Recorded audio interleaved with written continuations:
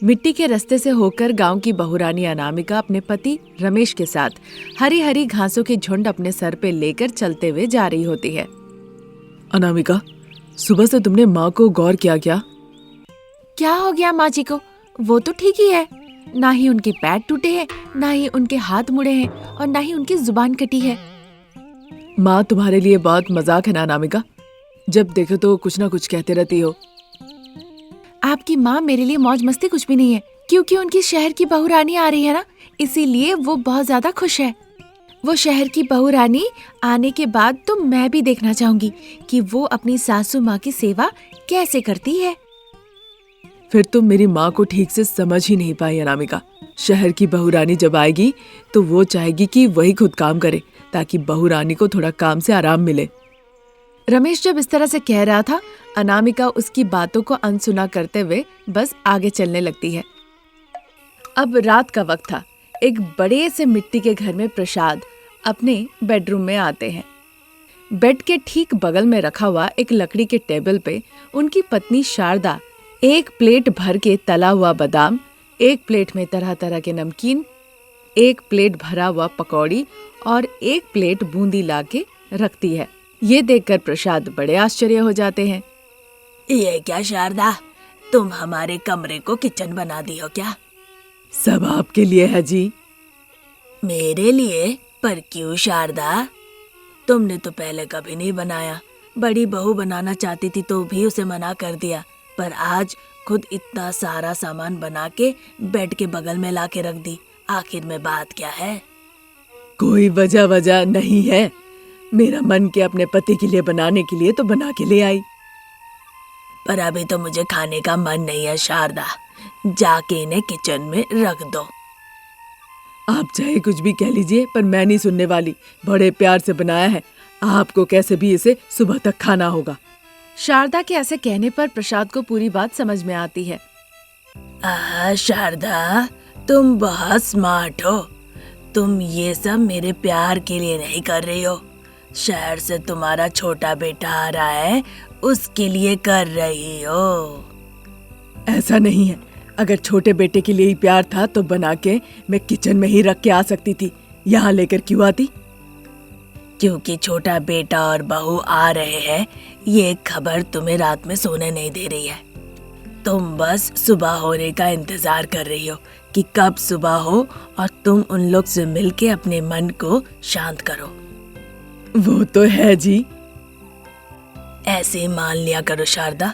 अच्छा, तो अब ये बताओ कि बिना सोए हुए मैं जग के बैठा रहूं और इन सारी चीजों को खा लूं?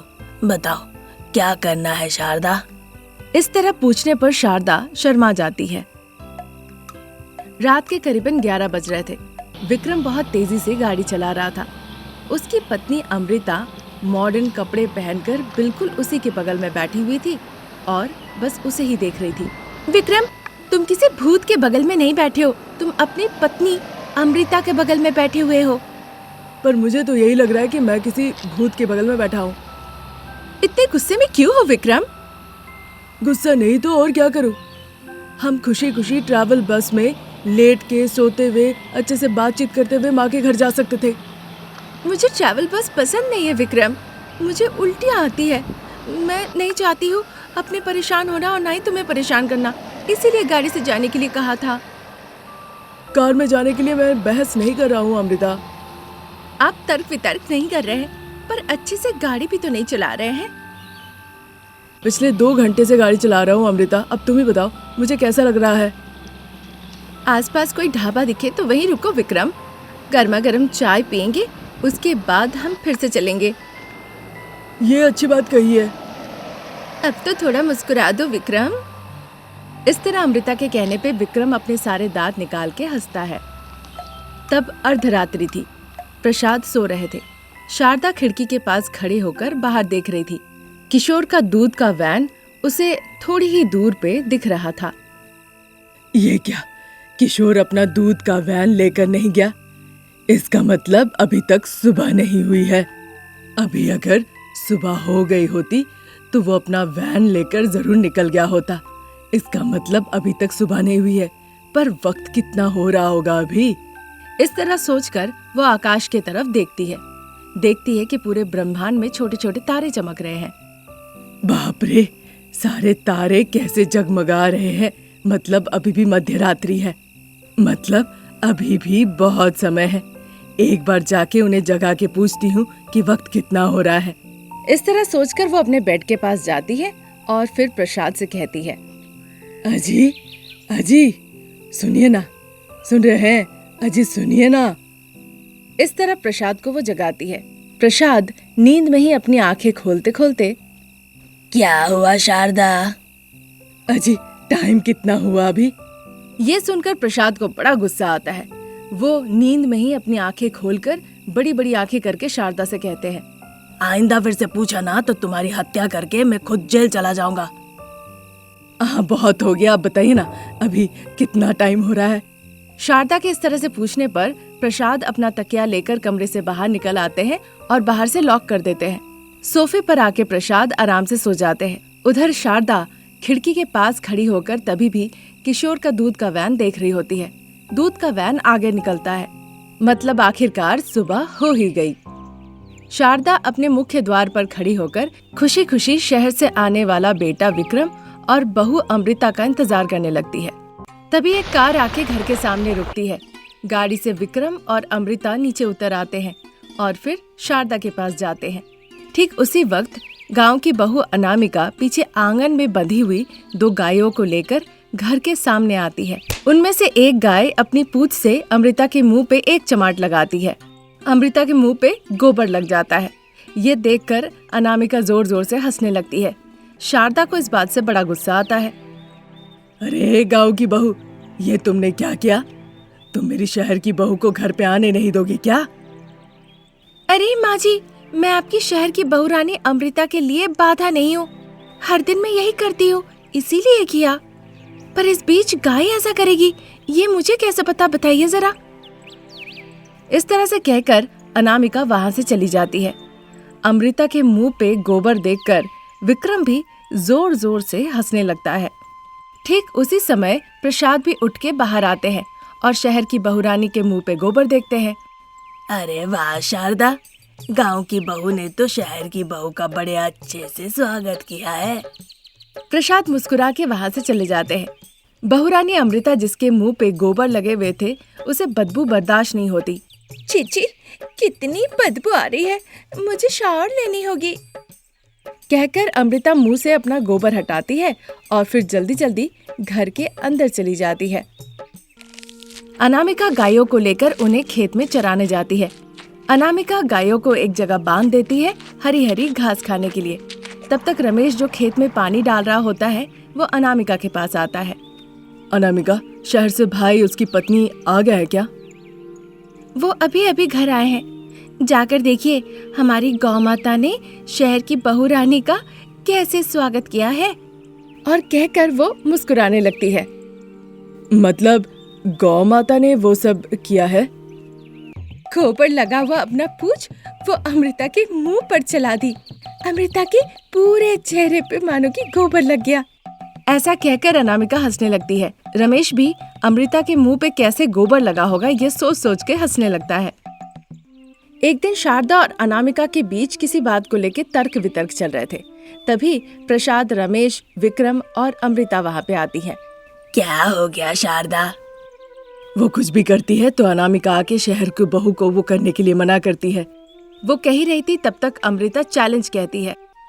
मुझे क्या करना होगा अनामिका, बताओ, मैं करूंगी, जो बोलोगी मैं आज वही करूंगी। अमृता, तुम वो सब काम नहीं कर सकती हो। तुम गांव की बहुरानी नहीं हो मेरी भाभी की तरह, इसीलिए तुमको कुछ भी करने की जरूरत नहीं है। चाहे कोई भी कुछ कह ले, मैं कुछ नहीं सुनने वाली। भाभी अनामिका जो कहेंगी मैं वही काम करूंगी। वो इस तरह से कहती है। उसके बाद सभी लोग एक साथ भैंस को लेकर तालाब की तरफ जाते हैं। अनामिका भैंस को अच्छे से धोती है। जब वो भैंस धो रही थी तो भैंस वहीं पे अच्छे से खड़ी थी। पर अमृता जैसे ही गई भैंस को नहलाने के लिए, भैंस अपनी पूंछी से एक चमाट लगाई। जैसे ही उसने पूंछ से मारा, शहर की बहुरानी अमृता जाके सीधा पानी में गिरी। अब चूंकि भैंस से ये 2-4 बार मार खा चुकी थी तो अमृता को बड़ा गुस्सा आता है। अब अमृता गुस्से से इंग्लिश में डांटती है। बस भैंस अमृता को अपने सींग पर बैठा लेती है और मिट्टी के रास्ते से होकर भागने लगती है। अमृता डर के मारे जोर जोर से चिल्लाने लगती है, हेल्प हेल्प, कोई है क्या, हेल्प। इस तरह वो चिल्लाती है। ये देखकर शारदा, प्रसाद, विक्रम, रमेश सभी चिंतित हो जाते हैं, पर अनामिका मुस्कुराती है। माँ जी, आपकी शहर की बहुरानी ऐसे ही जा रही है, वापस आने को गई है। हाँ भाभी, अमृता को बचाइए। डरो नहीं विक्रम, अमृता को कुछ नहीं होगा, आखिर में हमारी भैंस है। इतना कहकर अनामिका एक सीटी बजाती है। वो भैंस वहीं पे रुक जाती है। वो वापस आके सभी के सामने अमृता को नीचे उतार देती है। अमृता हाथ जोड़ के भैंस को नमस्ते करती है। उस दिन से सासू माँ शारदा और शहर की बहुरानी अमृता ने अनामिका से कभी भी ऊंच नीच बात नहीं की और तब से खुशी खुशी एक साथ रहने लगी। पोस्टमार्टम रूम के बाहर अपने माँ पिताजी के डेड बॉडी को देखकर अनामिका ऐसे रो रही थी मानो कि उसका दिल बाहर निकल आए। दुखी होकर वो आंसू बहा रही थी। सभी लोग देख रहे थे लेकिन पास नहीं आ रहे थे। तभी शारदा, प्रसाद, रमेश उसे संतावना देते हुए कहते हैं, क्या हुआ बेटा, कौन गुजर गए? मेरे माँ पिताजी दोनों मुझे इस तरह छोड़ के चल बसे, अब मैं कैसे जिंदा रहूं? अरे मत रो बेटा, तुम्हारे कोई रिश्तेदार या फिर जान पहचान वाले हैं? नहीं, हमारा कोई भी नहीं है। माँ पिताजी शहर जाया करते थे मजदूरी का काम करने, वहीं किसी चीज ने मारा। मैं उन्हें बचाने के लिए अस्पताल ले आई लेकिन वो बचे नहीं। देखो, अभी तुम्हारे माँ पिताजी को गांव वापस ले जाने के लिए भी शायद पैसे नहीं होंगे। नहीं सर। ऐसी बात है तो हम तुम्हें गांव भेजने के लिए मदद करेंगे। इस तरह कहने पे रमेश तुरंत जाके एक एम्बुलेंस बुला के ले आता है। फिर सभी के मदद से दोनों लाशों को एम्बुलेंस में चढ़ाया जाता है। जाओ बेटा, जाके एम्बुलेंस में बैठो, कोई पैसा नहीं मांगेगा, अपना ख्याल रखना। मुझे बहुत डर लग रहा है माँ जी। अरे डरो नहीं बेटा, कोई तुमसे पैसे नहीं मांगेगा, अच्छे से जाओ। माँ जी, आप भी मेरे साथ मेरे गांव चलिए ना, वहाँ के लोग मुझे मेरी माँ का समाधि नहीं बनाने देंगे। इस तरह से कहने पे शारदा अनामिका को ना नहीं कह पाई और उसके साथ उसके गांव जाने लगी। उधर विक्रम ऑफिस में बैठकर अपने फोन पे बात कर रहा होता है। नहीं कीर्ति, घर वालों ने कहा है कि तुम्हारे पिताजी से मिलेंगे। अभी पिताजी से बात हुई थी, उन्होंने कहा कोई नहीं आया। ऐसा क्या? फिर रुको, अभी मैं माँ को फोन करके पूछता हूँ। इस तरह कहने पे तुरंत विक्रम फोन काटता है और अपनी माँ शारदा को फोन लगाता है, पर फोन नहीं लगता। उधर शमशान घाट में 25 साल की अनामिका रो रही होती है। एक तरफ रो रही थी और एक तरफ हाथ में लकड़ी लेकर खड़ी थी। उसके सामने लकड़ियों के ढेर पड़े हुए थे और उन लकड़ियों के ऊपर उसके माता पिता सुजाता और वीरू की लाशें रखे हुए थे। उससे थोड़ी ही दूर पे शारदा, प्रसाद और रमेश खड़े थे। तभी उस गांव के प्रधान धनंजय वहां पर आते हैं। बहन जी, हम कह रहे हैं पर अनामिका चिता में आग नहीं दे रही है, आप जरा उसकी मदद कीजिए। मुझे लग रहा है कि आप अगर कहेंगी तो वो आपकी बात सुनेगी। आप उसे कहिए चिता में आग देने के लिए। मैं, जब वो इस गांव की होके किसी की बात नहीं सुन रही है तो मेरी बात क्यों सुनेगी, आप ही बताइए। वो जरूर सुनेगी, बस नाम के हम गांव वाले हैं, हमने उसे कभी मदद नहीं की, पर आपने की है जो कि महानता है, इसीलिए वो आपकी बात जरूर सुनेगी। जाओ शारदा, गांव के प्रधान जी कह रहे हैं, जाओ और उसे अपने तरीके से कहना जरूर सुनेगी। एक बार कोशिश करके देखने में क्या हर्ज है, जाओ। हाँ माँ, मुझे भी ऐसा ही लगता है। इस तरह सभी के कहने पे शारदा अनामिका के पास जाती है। वो अनामिका को अच्छे से समझाती है और अंतिम संस्कार के सारे क्रियाकर्म उससे करवाती है। जब वो वहाँ से निकलने ही वाले थे, बहन जी, आपका दिल बहुत बड़ा है, आप अनामिका को साथ ले जाइए, यहाँ पे उसका कोई नहीं, कौन देखभाल करेगा, अनामिका को बचा लीजिए। इस तरह विनती करने पे शारदा मंजूर हो जाती है और अनामिका को अपनी गाड़ी में बैठा के घर लेकर आती है। उधर हॉल में बड़ा बेटा विक्रम गुस्से में बैठा हुआ था। माँ, मुझे तो लग रहा है कि तुम अस्पताल नहीं गई कीर्ति के पिताजी से मिलने के लिए। हाँ बेटा, हम नहीं मिल पाए। इस लड़की के माता पिता गुजर गए थे, वहीं से लौट आए। हाँ बेटा, तुम्हारी माँ सही कह रही है। इस तरह कहने पे विक्रम अनामिका को देखता है। पूरी बात पता चलने के बाद उसे भी बहुत बुरा लगता है। इसी तरह दिन निकल रहे थे। अनामिका आज्ञाकारी की तरह घर का काम काज करती थी, खाना पकाती थी और वहीं रहती थी। लेकिन अब धीरे धीरे अनामिका और रमेश के बीच प्यार हो जाता है। रमेश को अनामिका अच्छी लगती है, पर शारदा को ये अच्छा नहीं लगता। फिर एक दिन शारदा और प्रसाद विक्रम के साथ अमीर घराने की कीर्ति के घर में जाते हैं। वहाँ जाके वो हॉल में बैठते हैं। कीर्ति के पिताजी सुदर्शन वहाँ पे आते हैं। फिर एक अच्छा दिन और शुभ मुहूर्त देखकर विक्रम और कीर्ति की शादी करा दी जाती है। अब चूंकि वो रमेश की बात को टाल नहीं पाए, इसीलिए वो रमेश और अनामिका की शादी करवा दिए। फिर शारदा सोचने लगी कि कुछ वो ऐसा करेगी ताकि अनामिका खुद ब खुद बाहर चले जाए, और वो ऐसा ही करने लगी।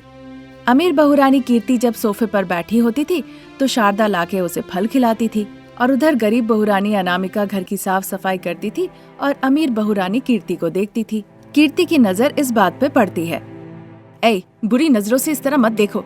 अगर तुम्हें कुछ खाना है ना तो माँ पिताजी से मांग लिया करो, पर इस तरह से छिपकली की नजर से मुझे मत देखा करो। अच्छे से पोछा मारो ताकि दाग ना हो। ऐसा कहकर कीर्ति केले से मारने ही वाली थी कि शारदा वो देख लेती है। अरे बहू, केला खराब हो जाएगा। तुम्हारे पिताजी ने कितना प्यार से तुम्हारे लिए भेजा है। इस तरह कहने पे फिर वो केला खाने लगती है। ये सब कुछ दूर से बड़े ही अरुचि के साथ अनामिका देख रही होती है।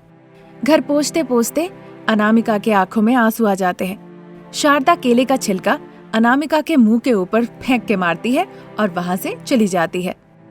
जाओ, जाके ये केले का छिलका डस्टबिन में फेंक आओ और मेरे लिए एक गिलास दूध लेके आओ। ठीक है दीदी। इस तरह कह के अनामिका वहां से चली जाती है। कीर्ति सोफे पे बैठ बैठ के फल खाती है और छिलका बिज्जा सब नीचे गिराती है। अनामिका दूध लेकर अमीर बहुरानी कीर्ति के पास जाती है। फिर सोफे के नीचे गिरे छिलका बिज्जा सब वो साफ करती है। इसी तरह दिन निकल रहे थे। एक दिन अनामिका घर के एक कोने में बैठकर अपना खाना खा रही होती है। कीर्ति आके अनामिका के सामने अपनी एक साड़ी गिरा देती है। एक भी साड़ी का रंग नहीं जाना चाहिए, ऐसे साफ करना, नहीं तो तुम्हारा रंग उड़ा दूंगी। दीदी, खाना खाने के बाद मैं धो देती हूँ। वो कीर्ति से इस तरह से कह ही रही थी, तभी वहाँ शारदा आ जाती है। तुम्हें कितना पहले खाना दिया था, अभी भी तुम खाए जा रही हो। इतना कहते ही अनामिका रोने लगती है और खाने की प्लेट लेकर किचन के अंदर चली जाती है। किचन सिंक में जाके वो प्लेट का चावल सब गिरा देती है। तब तक सासू माँ शारदा गुस्से से किचन में आती है। अरे, तुम खाने के प्लेट को इतने ऊपर से नीचे क्यों गिराई? तुम्हारी माँ ले आएगी या तुम्हारे पिताजी आके ले आएंगे? कौन खरीद के लाएगा? हाँ? अरे माँ जी, मैंने तो आहिस्ता से ही रखा। अगर मेरे माँ पिताजी होते तो आज मेरी परिस्थिति ऐसे ना होती। तो तुम कहना क्या चाहती हो? शारदा अनामिका पे हाथ उठाने ही जा रही थी कि कीर्ति वहाँ आ जाती है। 2-3 कस के लगाइए माँ जी, आजकल इसकी आवाज बहुत ऊंची हो रही है। कीर्ति के इस तरह से कहने पे शारदा अनामिका को 2-3 कस के थप्पड़ लगाती है। अनामिका दुखी होकर वहाँ पे रखी साड़ियों के पास जाती है। फिर साड़ियों को लेकर घर के बाहर नल के पास जाती है। वहाँ बैठ के साड़ियों को धोने ही वाली थी कि शारदा वहाँ आ जाती है। अनामिका, याद है ना कीर्ति ने क्या कहा है? हाँ माँ जी। उन्हें ध्यान से धोना ताकि रंग ना उड़े, और अगर साड़ी फट गई या फिर कुछ भी हुआ, फिर देखो मैं क्या करती हूँ। नहीं माँ जी, मैं ध्यान से करूँगी। इतना कहकर शारदा वहाँ से चली जाती है। इस तरह दिन निकल रहे थे। उस दिन कीर्ति का बर्थडे था। कीर्ति के पिताजी सुदर्शन ने बहुत पैसा खर्च करके शारदा के घर को सजाया। सोने का चेन लाकर कीर्ति को देते हैं। ये देखकर कीर्ति बहुत खुश होती है, पर अनामिका किचन में दुखी होकर बैठी हुई थी। सुदर्शन ये बात गौर करते हैं। अनामिका, बेटा अनामिका। सुदर्शन की आवाज सुन के अनामिका जल्दी से अपने आंसू पोंछती है। फिर वो किचन से बाहर सुदर्शन के पास आती है। बताइए सर, आपको कुछ चाहिए क्या? अरे अरे सर नहीं, मैं कीर्ति के पिताजी हूँ। मैं तुम्हारे बड़े पापा लगूंगा। ये सुनकर अनामिका के आंखों से आंसू आ जाते हैं। वो सुदर्शन के कंधे पे जाके अपना सर रखती है। ये देखकर कीर्ति को बड़ा गुस्सा आता है। पिताजी, अनामिका बहुत गरीब लगती है। लगता है उसके पिताजी भी बहुत गरीब थे। हो सकता है कीर्ति, पर वो तो जीवित नहीं है ना। वही पाप तो अनामिका ने किया है भाई साहब। ये पाप नहीं, आज से अनामिका मेरी बेटी है। मैं नहीं मानती। तुम्हें स्वीकार करना होगा। अनामिका अब से हमारा परिवार का हिस्सा है। हमारे यहाँ अमीर गरीब का कोई फर्क नहीं। आप अमीर तो अनामिका भी अमीर, और अनामिका गरीब तो हम सब गरीब है। आज से अनामिका के बारे में नीची बात मत करना। ये सुनकर कीर्ति को बड़ा गुस्सा आता है।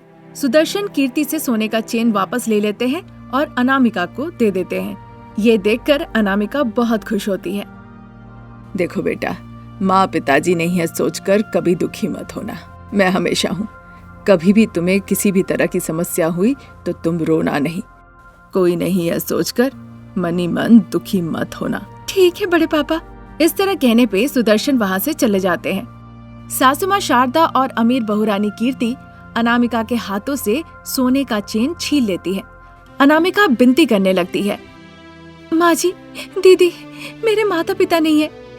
मेरे लिए ये दिया हुआ तोहफा भगवान का तोहफा जैसा है। कृपया मुझसे ये ना छीने।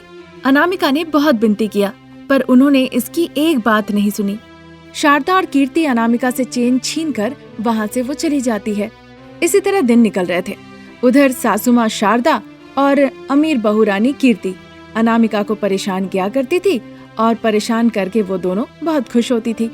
इस तरह सासू माँ शारदा बहुरानी अनामिका को बहुत कष्ट देती थी और बहू अनामिका सब चुपचाप सहती थी।